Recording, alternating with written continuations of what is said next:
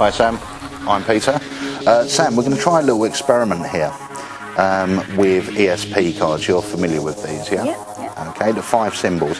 Now I want you to imagine that these cards are exactly the same as mine. Okay, so you've got one of each symbol there, so just hold on to those for a moment. But when Dr. Ryan invented these cards, there was 2 tests he used to do. The first one they called a taster test.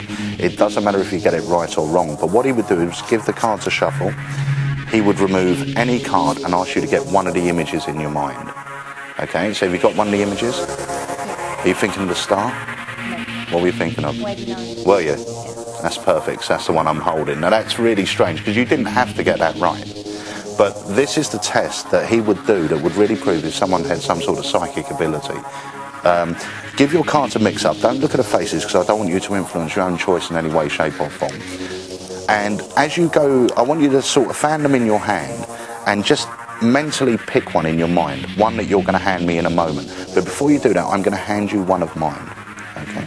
So any one of yours you want to hand me, just touch it or pull it out. This one. Okay? Now that was a free choice. There's no way that I could have influenced your choice there. Okay. If you were to take a guess what card you handed me, which one would it be? The star. The star. Let's have a look. The star, that's perfect. But remember, I handed you one as well. Have a look at one I handed you. That's a star. Now that's a match. But if I knew you were going to hand me the star before we started, would that be a little miracle? Yeah? Have a look at the rest of your cards. Do you play poker at all? A little bit. Well, I'm fascinated by the game of poker, so I've come up with my own game. It's slightly different because you don't actually have to wager any money, but you do have a chance of winning some, which is £10. Fantastic. And there's a couple of things that's quite strange about this game. One of them is that I use 5 cards from a red back deck. Okay. So keep hold of these, but don't look at the faces. And 5 cards from a blue back deck. Now, the idea is we both mix our cards without looking at the faces.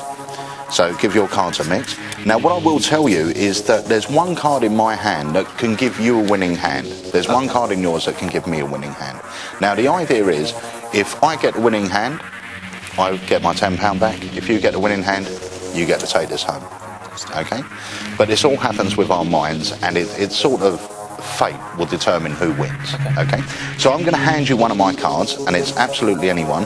I want you to go through yours face down and hand me any one that you feel. This one? Yeah. Okay, now I didn't influence your choice. It hasn't got a big tick on the back. You didn't know which one to hand me.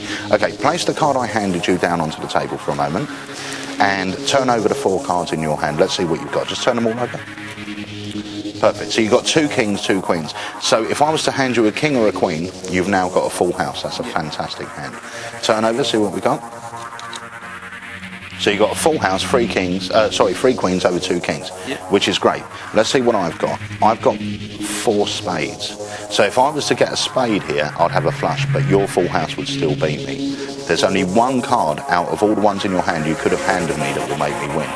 And that would be the Jack of Spades to create a perfect royal flush.